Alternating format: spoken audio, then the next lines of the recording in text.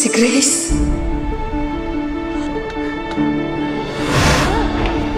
Evita!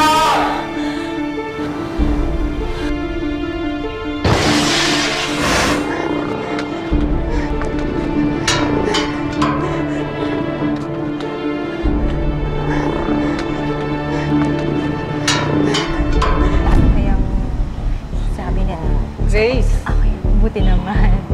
Sana nagustuhan nila. Sister? Nakita niyo ba si Grace?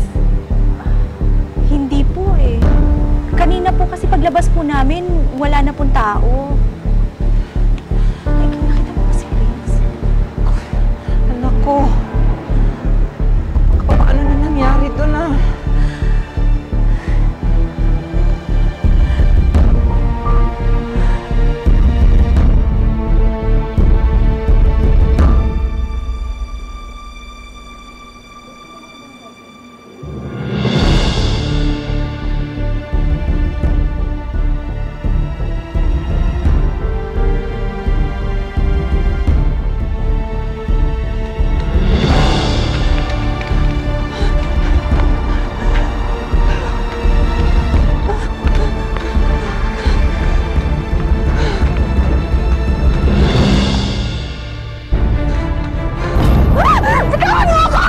Grace! Grace!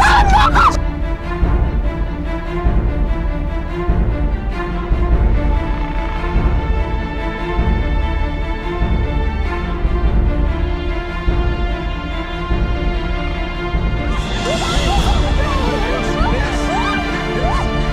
Grace!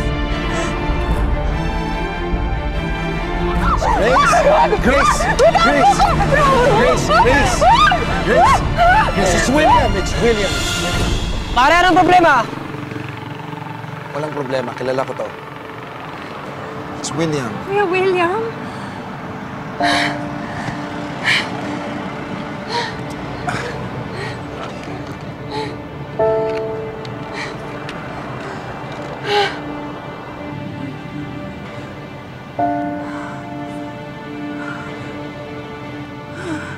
Grace?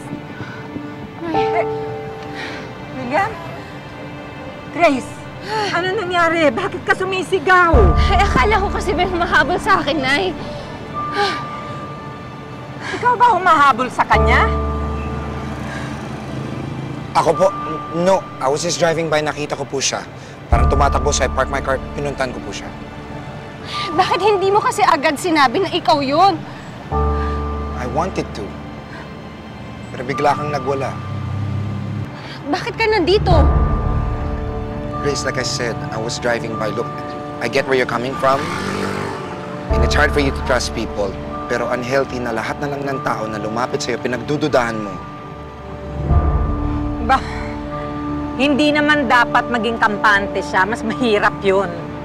Lalo na kung hindi niya kilala. I get that too.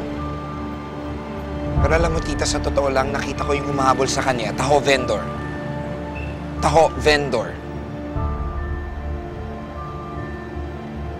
I don't mean to be offensive, Grace.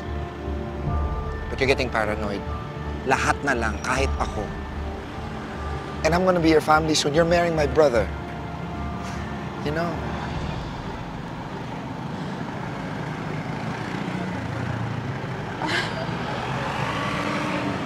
Kuya William, I'm sorry. I'm so sorry. Tama ka. Nagiging paranoid talaga ako lately. I just can't shake off the feeling na may palaging nanonood sa akin. Palaging sumusunod. At alam ko na mali na pag-isipan ko ng masama lahat ng tao, pero hindi ko kasi mapigilan eh. Alam kong masama yun, pero kasi I'm really sorry. Sana patawarin mo ako. I'm sorry na pinag-isipan kita ng masama. Dapat hindi kita pinagdudahan. Grace, it's okay. It's okay. There's one way, though. You can make it up to me. Have dinner with me. The both of you. My treat. para mapag-usapan na rin natin to. Alright? Please.